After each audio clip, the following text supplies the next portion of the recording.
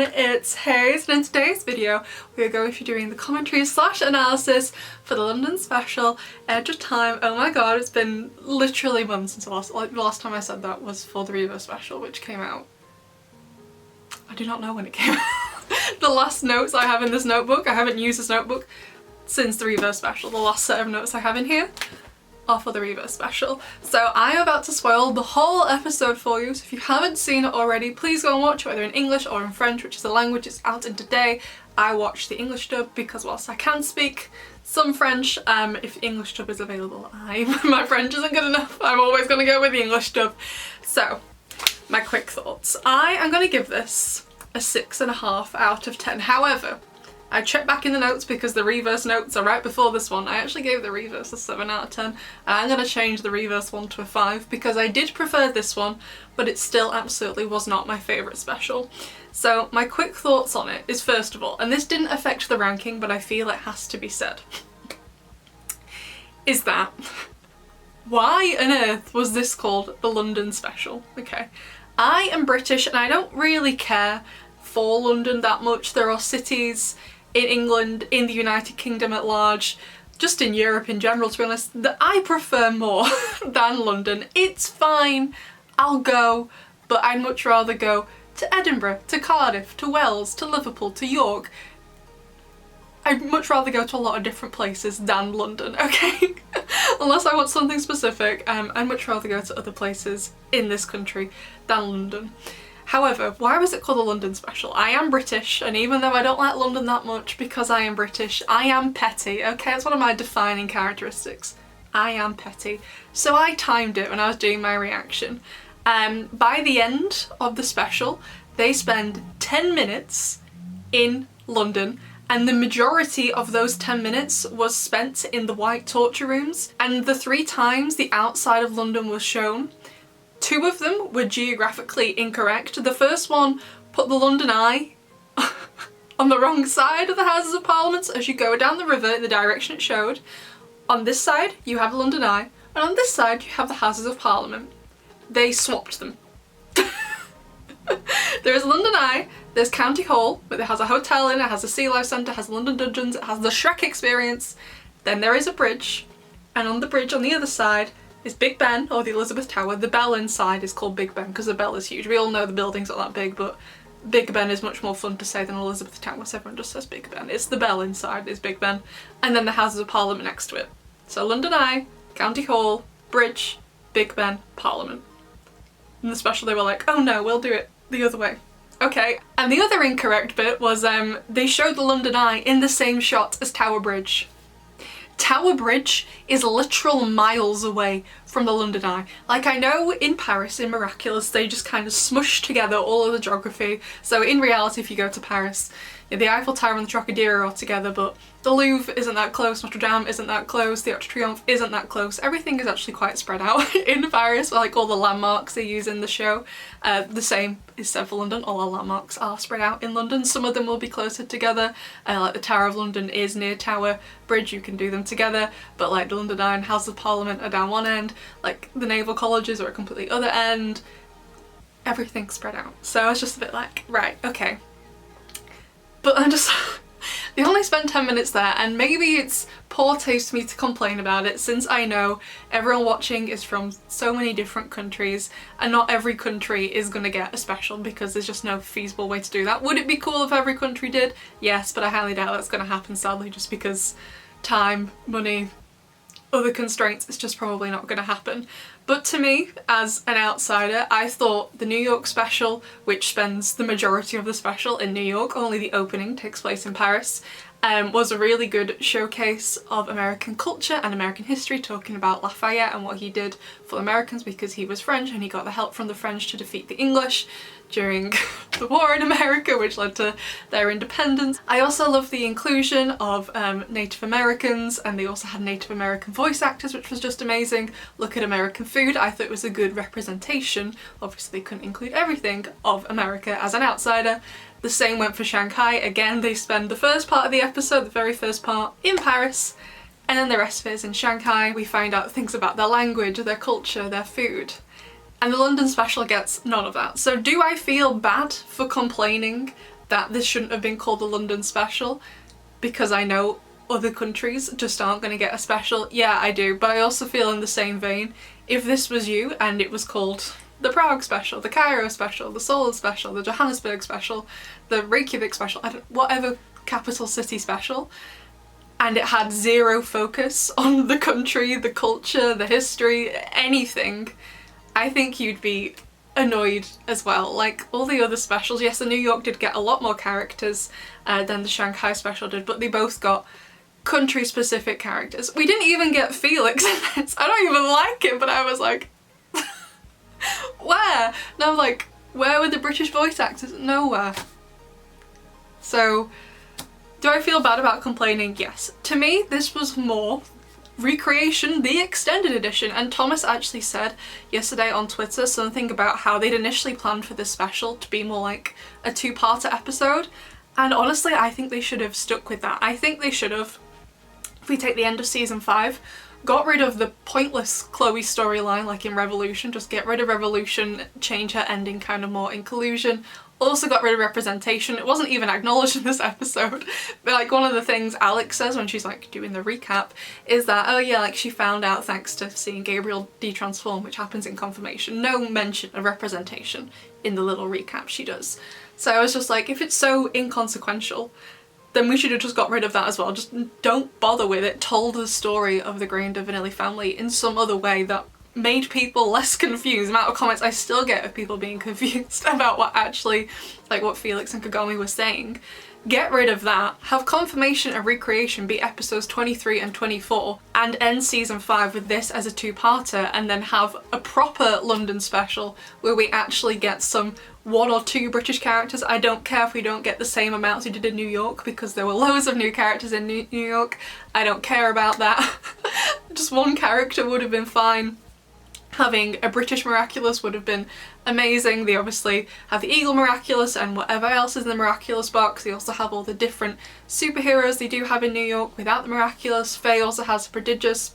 Didn't get any of that. Yes, I know Felix has the Peacock Miraculous, but it's not a British Miraculous. Like, I was out for lunch in Manchester with one of my friends the other week, and we were talking about like which animals are native to the UK that could have a Miraculous. We have loads of different types of bats that are native here. Otters, badgers, red squirrels, stuff like that, swans, and I know it's not an animal native to the UK, but lions are the national animal of England, unicorns are for Scotland, dragons for Wales. Like, there was just none of that. So did I like this special even though I gave it 6.5? Yes, I did. And I'm not holding the title against it, because to me this was Recreation the Extended Edition.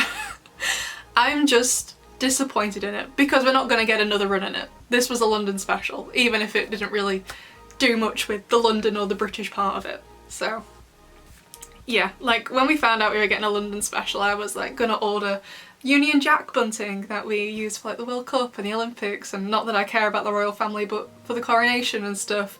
And my brother has a solar-powered waving queen, and I was gonna borrow one of his England shirts off him. He has a blue England shirt. I was like, okay, perfect, blue for Bunnings. And when it got to last night, I was just like, you know what? There's gonna be no point, because I already know from the trailers that this thing isn't taking place in London. This thing is taking place in Paris, featuring a couple of scenes of London. I knew from the trailers already. So the score out of 10 doesn't reflect that. I've basically gone into this and just ignored the title, because to me, whilst yes, it is technically the London special, to me, this is not the London special. So the quick thoughts that gave it that is, first of all, I loved the emotion in this episode. I thought a lot of the emotion was done really, really well. But at the same time, which is another reason why I think it should have been a two-parter in more standard episode format, is because it dragged. When I watched the episode Derision, my feelings for Derision aside, because that pretty much had the same somber tone all the way through, it made the episode feel about twice as long. The same thing happened here. It was very somber, and don't get me wrong, I definitely feel that somber tone was needed at certain parts. It dragged. By the time I finished reacting to it, I watched it live starting at 8 AM. I've been up since about 6. I'm so tired. It was such a long day yesterday with all the videos. I felt like it was about 11 AM by the time I finished watching, when it got to like what, 8:50 when the episode finished, British time. So I was just like, oh, okay. it dragged. And I understand certain scenes did need to be sad and somber, and it would have been entirely inappropriate emotionally for Book Noir to start cracking jokes at Adrian when she's telling him his dad died. Of course that scene needed to be serious and emotional and somber and sad. I'm not saying it doesn't, but there were no moments of nice things going on at all, apart from really when they finally won at the end and the opening with the 3 Bunnocks. So I definitely think it needed an injection of something, like some banter. Like Alex tries to have banter with Marinette, but Marinette's just so absolutely done with everything. She's just like, stop. So I appreciate the efforts at it, but they needed to do something with it, because it was just really difficult to watch because of how much it dragged. I felt like I was wading through treacle trying to watch it, which, oh my god, treacle, that's like a British thing. Treacle tarts. Could have done something with that. All that British food about how much people hate beans on toast. I hate beans on toast too, but yeah. I will forever be salty about it, okay? One thing about British people, they will be salty and petty forever, okay? My first ever creative writing teacher told me I used eyes too much, and I was like, oh, but they're a symbol, sir. And he was like, I don't care, you've used them too much. So do you know what I did? When it came to my debut novel, I said to my publisher, I would really love for there to be on the cover, eyes. That is how petty I am, that I was like, I hate this man so much for making me get rid of all the eyes in this book because I know he was incorrect for it, that I want eyes on the front cover of my debut novel. I will forever be petty and salty about this, and I will make jokes about it forever. You can't do a thing to stop me, Thomas. Anyway, one thing I did like about it though was the structure of it. When I was thinking of it in my theories, I did think it was going to be very linear. And I think I did get it in terms of the linear timeline of it. I got it correct, where she sees Natalie first and then she goes to see Adrian. I definitely think I was correct, I got that right. However, the way it was told to us was done in a non-linear fashion, which I quite liked. Because, for example, in episodes like Intuition, I really hated Intuition. It was a Snake Miraculous episode because it kept jumping back and forth and showing the same things over and over again, and not much was changing each time. So I actually really liked it for that. I really kept it fresh. Intuition dragged and was quite boring because it kept being really repetitive. Whereas each time it did repeat stuff, it brought quite a lot of new things forward. It changed some things, quite a lot of things each time. So I really liked that. And I know I was getting comments just today saying, why is everyone complaining that Adrian isn't in the special? Well, this is clearly a special about Marinette. And you're right, it really is a special about Marinette. However, it did feel quite empty without Adrian or Cat Noir. And if she gets a whole ass special, then I think Adrian should get a whole ass special with minimal Marinette focus. I know she's a lead character, I'm all for girl power, her and Alex were a great team, but Adrian, by I guess their own fault, was a missing ingredient in the special, and I think he could have been in more, show more of his emotion with him and Kagami talking to each other. There was no reunion with Plag. That would have been wonderful because obviously Plag knows everything. He's keeping this a secret from Adrian too. So that would have been such a wonderful scene to see, and it was just completely absent at the end. So yeah. So I'm not going to bring up the London stuff anymore. There was only really one other reference to British culture, which was when Ladybug says, oh, it's elementary, my dear Bunnocks, obviously referencing Sherlock Holmes. Like we could have had a Sherlock Holmes themed episode with a mystery or something, Jack the Ripper, other London centric things, you know, like even though I don't like London, it is a city that is rich with so much history. And they were just like, no, like they could have done something like Cray Twin themed, you know what I mean? Like the Tower of London, they have a boat that would lead prisoners into the Tower of London because it's surrounded by, like it's on the river. Like Anne Boleyn used to stay there, the two princes in the tower. There is so much they could have done, and they were just like, no, we're going to integrate the London special as part of like the story. Do you know what I mean? Because like the New York and Shanghai special, you can watch them without really having to know much about the show. Like they are set at certain times, but you don't have to like have watched seasons 1 to 2 and then the Shanghai and then 3 and then the New York special. So yeah, I'm not gonna bring it up anymore. So let's get into it point by point. So first up, Lila. That shade of blonde, not hers. No, Lila is very warm toned. That was a very cool tone, platinum blonde. She looks like Draco Malfoy.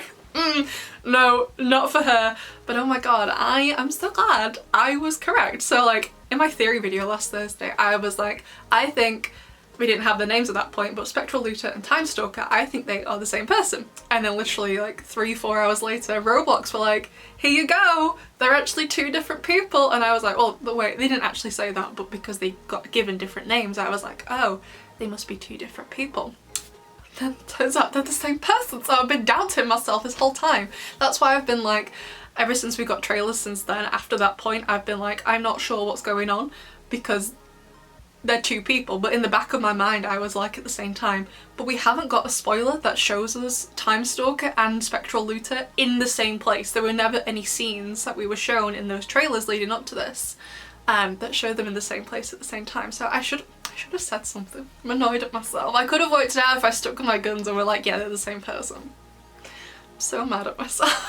It's no one's fault but my own. The watches were definitely interesting. I'm not 100% sure how they work as like some kind of teleportation device to get Lila back to the catacombs if something went wrong. That was strange because they looked real, not an Akuma object. If that makes sense. I'm not really sure how they worked, and I definitely think it was an interesting start. I definitely thought we were going to start with Marinette stood in the basement, dead bodies all around. So I liked how it started, and oh my god, the 3 Bunnocks, and I'm so glad we have their ages now. So Alex is 15 when she had her birthday. I don't know, she has her birthday in Timebreaker, so did she get held back a year like Julika? I'm unsure. And then adult Bunnocks is 25. I'd always thought she was more like 19, so not, I guess 19 is an adult in some places, but so not like a fully grown up adult. I was like, oh, okay. I'm older than adult Bunnocks. However, then I was correct, 70-year-old Bunnocks, pension Bunnocks. She looked fabulous though. I loved her outfit. I'm thinking of doing a style analysis on her outfit, but I was thinking of not doing one for Chrono Book just because it's just a Lucky Charm outfit, but yellow, and with like, I like the dots on her. They're like kind of glow in the dark, it's not holographic, what's it called when something glows in the dark? Is it phosphorescent? Whatever that word is, just something that glows in the dark, I can't remember.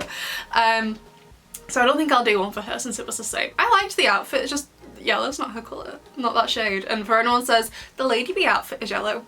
No, it's not, the Lady Bee outfit is gold. Okay, so it's not the same. So adult Bunnocks and older Bunnocks start fading, obviously showing to younger Alex that everything's gonna be fine.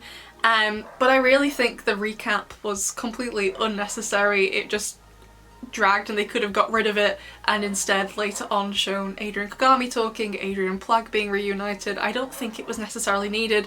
I think maybe you just needed to show Gabriel making the wish, start from there and then go further forward. And what I am assuming happened with Lila is she somehow got the butterfly Miraculous. Still don't know how, but when she was doing that she didn't find out that Marinette was Ladybug, so in her lair from there she akumatized herself as Time Stalker to travel back in time to that vulnerable moment because she knows where the wish took place. Goes back in time, watches what happened, writes down, heads back to the catacombs, de-akumatizes herself, re-akumatizes herself into Spectral Looter, steals the Miraculous, makes a wish. That's what I'm assuming the timeline is. However, still entirely unsure how she got the butterfly Miraculous. I was hoping they'd show it to us. I'm fine we didn't get to see it, but if they don't tell us in season 6, oh my god, I'm gonna be so mad. I need to know how. I'm not gonna be satisfied with just being like, yeah, she got it. I need to know how. I need to see it. I need something. Sorry. Hey, it's so editing me. I need to get changed, I'm freezing. But anyway, Thomas literally just put this tweet up saying, who cares how she got it? She found it in the water and fished it out. He wants to be shown that. Me, I want to show that. She was in the mansion the last time we saw her. I want to see her do it. How did she know where it was going to end up? How did she get down there? I want to know. I want to see it happen. How did she get it? I am not happy. She just fished it out.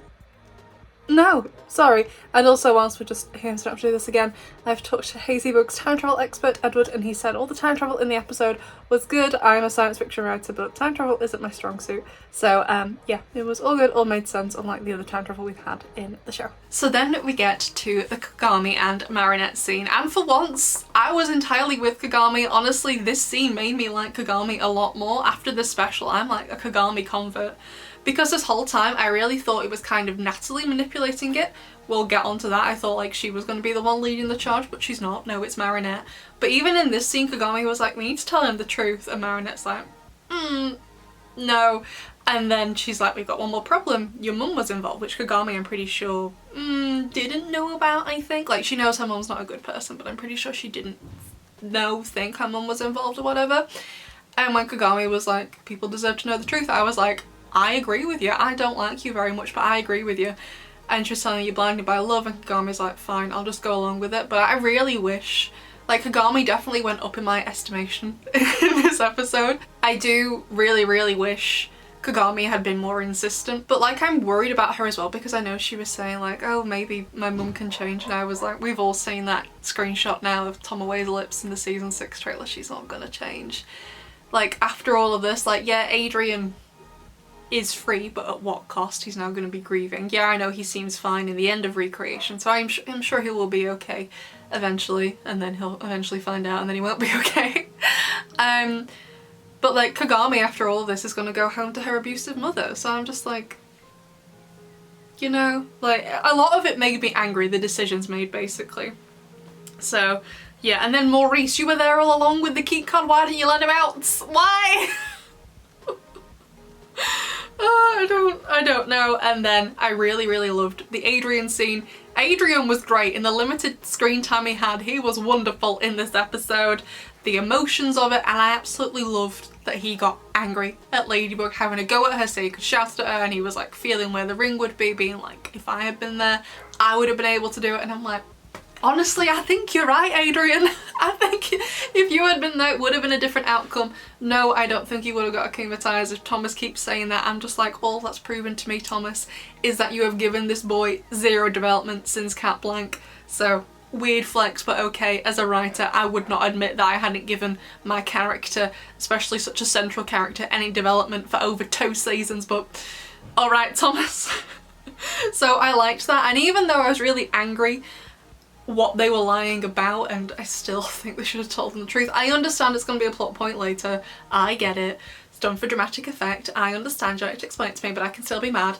I do think the lie was pretty good at how, like, Monarch Daddy was forcing Gabriel and Tomoe to do it, and that he, at the end, had kidnapped Gabriel and Natalie. Okay, and then Gabriel sacrificed himself.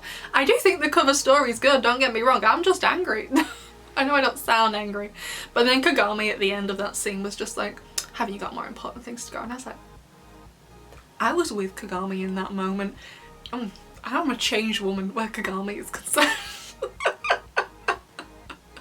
So then we have the press conference, and do you know what I mean? Like, the tone is just so somber pretty much all the way through this special, and I'm like, does it really break until Marinette manages to erase from the notebook? Like, I'm just like, come on, we need a bit of a pick-me-up. Just needs a bit of a pick-me-up in mood. It was just, it dragged because of how low the emotion was pretty much the entire way through the special. It was really difficult to watch, but I did definitely find it interesting that no one knows the wish has taken place, which was cool. I don't know, I guess I expected people to be aware that things have changed, but they had no idea, which I think was interesting. I guess it makes sense that no one would know. I just thought in my head that everyone would know, but no, it turns out they do not. Although I definitely am very interested about lying to everyone, because in those scenes in Recreation, when Marinette's back at home and she's sorting out the Miraculous and Alia or Sue and Hannah there, I had assumed from what she says in those scenes that she tells Alia and Suhan what had happened. However, Marinette states in the special that she had lied to them, and that Alia has no idea either. So maybe I'm wrong, maybe I need to go back and rewatch those Recreation scenes with the context of what is in this episode. But in those scenes I was so confident that Alia knew, so it seems the only people who know are Marinette, Natalie, Kagami, who I am assuming tells Felix, and obviously Tomoe knows as well, but obviously in a different capacity, and Lila knows as well. So even though she doesn't know Marinette's identity, she's still, I don't think Marinette erased everything, only the Ladybug equals Marinette Dupin Cheng. I don't think she erased the rest, and obviously Lila already knew Gabriel was Monarch anyway. She found out like back in season 3, I'm pretty sure. So yeah, that was super interesting, and I'm pretty sure Alia's gonna be pretty mad when she finds out. I will be very surprised if everyone is okay with this whenever they find out. I think some people will be okay with it. I definitely don't think other people will be. I think she's gonna have like a gang of secrets moment where it's just all too much for her and she has to tell someone. I don't think she can keep this all to herself. But I was like, she does say in that scene, obviously she was lying, or maybe they just forgot to put it in, that she transformed into Aquabug and went to look for the butterfly. She doesn't do that. I was expecting to see that. So was that a lie to Alia, or did that happen? They just didn't show it to us. So, unsure. And then we also get that scene of Marinette in bed and she's like, did I do the right thing, when she's talking to Tiki and Plag? And I'm like, no. Do I feel bad for Marinette because this is such a difficult situation and she is only 14 years old, she is a child. Could I have done much better at that age? No, probably not. I probably wouldn't have lasted that long. Do I feel supremely bad for her? Absolutely. I don't hate her for it, like I said, it's an extremely difficult decision. I feel absolutely terrible for her to have been put in that position. But I'm just like, I don't hate her for it, like I said, but to me, no, you didn't make the right thing. I think Marinette thinks she's done the right thing with all the information she has and she doesn't want to hurt Adrien, but I feel like it's going to hurt him in the long run by keeping this from him. Like, I feel like keeping it from the public is one thing. I feel like if I was Marinette, I would lie to the rest of Paris. So Natalie didn't go to prison, and so Adrien would still have a parental figure who knows and cares for him and wouldn't take advantage of him or his fortune, which I'm assuming he has a lot of money now, his parents are dead. But I would at least tell him the truth. Even if I was going to lie for the rest of Paris, I'd be fine as Marinette lying to everybody else for the rest of my life about what happened, as long as Adrien knew. Maybe that's a weird and I know I'll never have to make that decision, hopefully, anything like that in my life. But if I was Adrien, I would want to know. Even if I had to keep it a secret for the rest of my life, I wouldn't mind so much as long as he knew, you know? So, yeah. So Bunnix pulls Marinette into the burrow after the wish is taking place, and I'm just glad they have a collection of high-vis jackets in the burrow. That was great. And I also love when they go back to Origins, the added dialogue that you don't hear.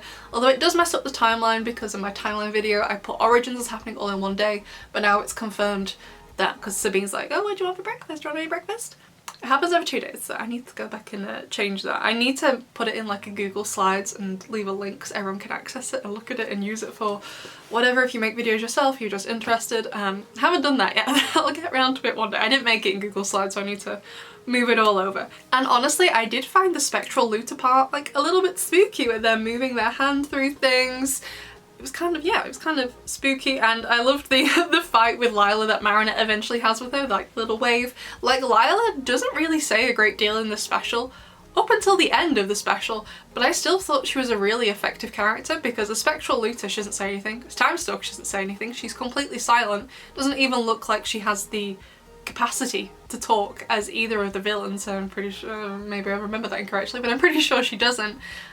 So I really like that aspect, that she was still an effective villain and she didn't really have to talk for it, so that was really interesting and cool to see. And then Natalie when Marinette's back in the lair, like I said, it keeps going back and forth, so this kind of sounds like it's going back and forth, but I am following the episode as it happened chronologically, which didn't happen chronologically, if that makes sense. Natalie's scaling down with her crossbow. Didn't know you could do it with your crossbow. I'd always assumed Book Noir had gone upstairs and brought Natalie down since the lift was broken at that point. But no, that was hilarious. But then she was like, I'm not the same as Gabriel, I'm not like him. And I'm like, Natalie, I love you dearly, and you may not be as bad as him, but you are like him, unfortunately. So yeah, I did disagree with that. And then whilst I do think the emotion in this episode was pretty much spot on all the way through, there was one moment where I was like, I don't buy that. And when Natalie was basically like, well, what were you gonna suggest to Gabriel instead? Like, what were you gonna sacrifice? And she goes, Marinette says, myself. Whilst I absolutely felt for her in that moment, because that's such a huge thing to admit, I feel like all the impact of that was lost, because first of all, Natalie's reaction to that is fairly like, yeah, okay, whatever. She just kind of moves on really quickly from it. And also secondly, Marinette had never once hinted at that being a case. Could have been a really good foreshadowing moment in season 5, or just any other season when she thought like, oh, if it comes down to it, I'll make the wish to sacrifice, but like she doesn't. Like, for example, they could have had that moment in Passion when they're in the sewers discussing about the wish, because Adrian holds both of the Miraculous at that point. She could have kind of said something to foreshadow it there, and she just doesn't. So I felt because of the lack of follow-up and also the lack of build-up to that moment, and also the lack of emotion just in that section of that scene entirely, the moment didn't have as much, I don't know what the right word for, impact as it really should have, because that's such a huge thing. And also I find it very, very convenient. They're like, oh, the Akuma won't remember, hence why they're writing it down in the notepad. Some of the Akumas do remember, so I don't buy that entirely. Sorry. But I did like the logic that they figured it out, like, okay, well, they're writing it down because they are Hawkmoth and they're gonna forget when they de-akumatize themselves. Sorry. So, and one thing I did like was the silent fighting scenes in the basement, not letting Monarch, Daddy and Bug Noir know they were there, having a very quiet, very, very quiet fight. That was great. But then, oh my god, so Natalie and Bug Noir go upstairs and they see the desk. I'm like, how did this man get this desk up here? The entrance is like person sized. It's like as big as my waist. How? The only thing I've reached the conclusion of is that they used the horsepower, the portals, to move stuff. That's the only way I can think they did it. But then, oh my god, Natalie. Natalie takes her glasses off. She was gorgeous. And I don't know what she's gonna look like in the new animation as I'm making this. We haven't seen Natalie yet. But I was just like, Natalie without glasses? Excuse me? I need a warning. She was like, I almost had the same reaction when I was in the premiere to see the Miraculous movie and Miss Bustier came on screen. She literally only has 2 scenes. She doesn't say a single word, but I audibly gasped. It was like the only noise in the cinema apart from the film. Like, there was so much screaming during the entire premiere. But that was one of the moments no one was saying or doing anything. I was like, when she came on screen, because she was so stunning in the movie. I almost had the same reaction with Natalie without glasses. Oh my god. It was great. Sadly, I don't look as stunning without glasses. I think I really suit glasses. I think Natalie suits them too, but she looked great without them as well. We need more no glasses Natalie scenes. Thank you. And again, I love the fight in the lair. A silent fight, but this time using the burrow. I think it was really, really well choreographed. Although one of Marinette's lines was just weird to Natalie in the scene. She was like, I can't tell Adrian until I've got the Butterfly Miraculous back. Why does it matter? Tell him anyway. Why do you need it back for it to tell? So does that imply he's not gonna know until Lila's defeated right at the end? And then in this scene, I really thought Natalie would be the one leading this, when she'd be like, tell me what Gabriel said, what did he want you to do? And Marinette would be like, well, he told me to like have him remembered as a hero, not to tell Adrian the truth. And I really thought Natalie would be like, yeah, it's a good idea. Marinette would be like, no, we can't do that, that's lying. But instead it was the other way around, and I was like, interesting. I really thought Natalie would be in charge. So like I said, I'm not mad at Marinette, I don't hate her for it. But I really thought Natalie would be like on board with it. Like, this woman was willing to go to jail. And I'm like, yeah, fair enough. Do it, let's go. So yeah, but then so random when Natalie was like, he'll have you, and Marinette's like, yeah, I'm not his mum. It wasn't funny, but I found it hilarious. But I just disagree with the half-truth. Like, yeah, I'm not lying. Gabriel did sacrifice himself to save you. Like, girl, no. Sorry. And then the special kind of shifts tone. So they're watching as past Bug Noir enters the torture facility, and then current day Chronobug realises the light was already on. Someone was already there before me. And her eyes get tiny.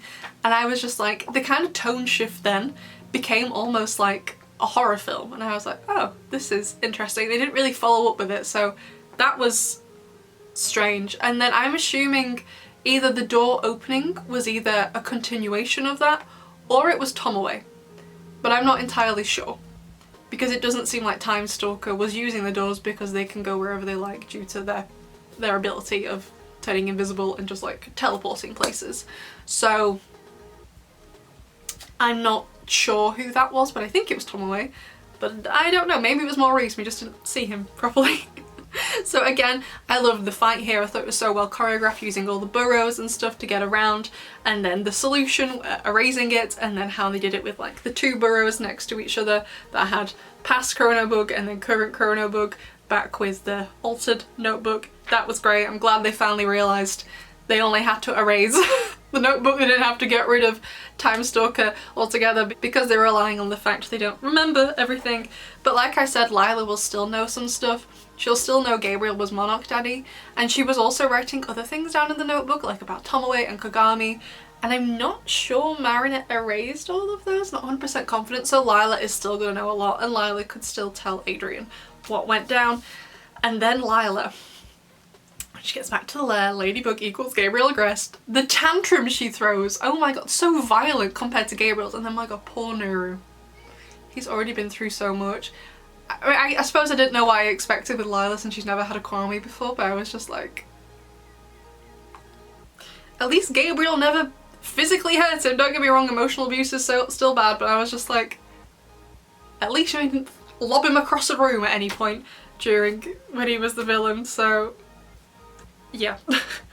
So then we have the Bunnixes all back, now everything is solved. And they're just like, yeah, it's gonna be fine, you'll be fine. You could have told Adrian there would have been different consequences for that if you'd done that, but you'll be fine. And I am assuming by them saying it, it will be all fine eventually. I've always said in my theory videos ever since Recreation, when it's come to Adrian and The Secret and Gabriel, that it's not an if he'll find out, it's a when. I definitely still think he will eventually find out, and he will be extremely upset, but eventually it will be okay. Like, I'm 100% expecting him to go and cataclysm his dad's statue without a shadow of a doubt. Like, like, it's gonna be so awful for Marinette to sit there and like every day on her balcony like, oh yeah, there's a massive statue in the park. Great. So then Marinette is fixing the Miraculous and she's like, it's gonna be upgrades, and I'm like, upgrades? I'm intrigued about that. I don't have any theory ideas on it right now, but I am intrigued about it. I'm assuming she's done the same to her own earrings and also to Cat Noir's ring, because she says to Plague, I'm done with this one now. So I'm assuming she's done it to hers and Adrian's Miraculous, but what it is, I don't know. Although I definitely think here we were missing a Adrian and Plague reunion. And then the next scene, right? I loved the Lady Noir reunion, super cute. I loved how it ended with them through the pounder and then leaning against each other and being there for each other and promising to get the Butterfly Miraculous back together again, although Adrian wasn't there the first time, so I don't know what he's talking about. And she tells him in that scene, this is the way I interpreted it, please tell me if I'm incorrect. She tells him in that scene that, yep, I know who it was, basically. She kind of alludes to that in my opinion, and she also lets him know, like, I can't tell you though. And he's completely fine with it. I don't particularly think he suspects his dad. I don't think that's on Adrian's radar at all.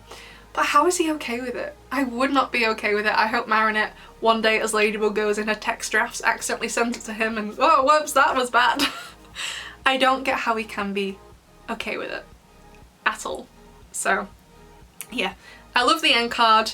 And I also loved the ending with the transition to season 6 animation. A couple of people had suggested it in my comments, so I was like, no, I think we'll just end it with the old animation. I did quite like the transition. I thought that was a really nice idea. Still hate Marinette's outfit, though we won't talk about that in this video. Still don't like the outfit. Yeah, I liked how the idea is like, am I gonna find out your identity first? Are you gonna find out my identity first? And I was like, this is intriguing, and I'm definitely interested to see who Lila's going to have as our allies. I definitely think Tomoe is going to be one, as we saw in Time Tagger. It seems Chris and maybe the other younger kids are going to be her allies. But yeah, overall I enjoyed it, even though I only gave it 6.5 out of 10. I did like it, but I just felt there was a lot wrong with it, but I thought it was better than the Reverse, which I know isn't a popular opinion, since that seems to be most people's favourite special, but for me it just was not. So basically the reasons it didn't get more out of 10 was because the emotions were too stagnant throughout it. It was just too somber and it made the whole special basically drag, although I did appreciate how they told it in a non-linear way so they didn't end up repeating a load of scenes like they did in something like Intuition, although I do hope the structure of it, whilst I appreciated the structure and I liked it and I understood it, the show is for children. So I hope no one was confused watching. I hope you understood everything that happened in it in the order it decided to tell things. It definitely needed more Adrian because it felt hollow without him. Honestly, the best scenes in the special were the ones with Adrian in them, to be honest. So MVP has to go to Marinette, obviously. She was great. And like I said, the fact that only 10 minutes of the special were only spent in London didn't reflect the score. I'm trying to see this as more as Recreation, Extended Edition, the original part 2. Plus as well, if it had been in 2 parts as well, it would have split up that really somber tone to the special. And I think it would have served as a more fitting conclusion to season 5. And then they could have ended it with the ending of episode 26, After the Wish. I still think that should have been the ending. Although it does bring into question the ending of Recreation now with Lila, because a lot of people were saying, oh, the Time Stalker character is blue, maybe they've gone to visit Lila. Doesn't seem like that's the case anymore. So honestly, I think the best theory out there at the minute is that it really is null, which, yeah, I know that was my theory video, but I think it's the best one. I think it's the best explanation for it so far. So yeah, I'm trying not to be too disappointed as a British person, even though I hate London, that this wasn't really the London special and we're not going to get another go. As far as I'm aware, it's one special per country, whichever countries they pick. So I am grateful London got to be one because I am British, even though I hate the city. So I'm grateful it got to be one.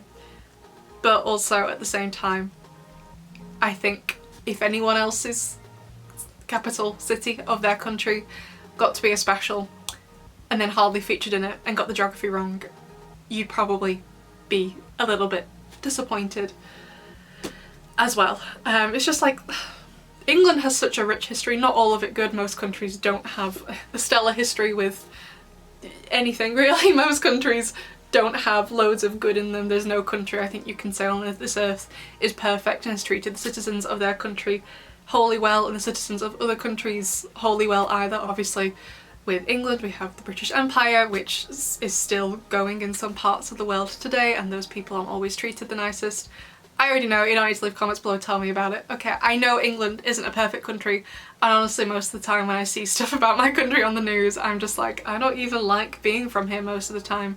But it's just disappointing that the New York special, it had a showcase of American culture and history, the same for the Shanghai special, and in the London special they couldn't even put the London Eye in the right place. I know it's just a TV show, but I think if you were Indonesian and they did a Jakarta special and it got this treatment, you wouldn't be happy. If you were Egyptian and they did a Cairo special, you wouldn't be happy. If you were South African and they did a Johannesburg special, you wouldn't be happy. If you were Czech and they did a Prague special, they wouldn't be happy. I could name loads of examples. I don't think you would be happy if your capital city got this treatment, whether you like that city or not, and it didn't get a showcase of your country's culture and heritage. And it's not like the UK has none, we have loads. And not just English people, they could have had like a couple of characters from Scotland, from Wales, from Northern Ireland, and I know they're not part of the United Kingdom, but the rest of Ireland as well, like... yeah. I'll forever be salty about it, but I'm trying to ignore it. So of course, besties, I would love to know what you think about this special. If you're going to write me an essay about it, I would love to read it, but just so it's a little bit easier for me to read because I've got bad eyesight, hence the glasses, if you could break it up into paragraphs for me, that would be wonderful. I don't care if where you've put the paragraphs on makes sense. I'm not your English teacher. Just stick a paragraph in when you thought you've written too many lines, just so it's easier for me to read on a screen. So I'd love to know what you'll think, and I will see you in the next one. Bye!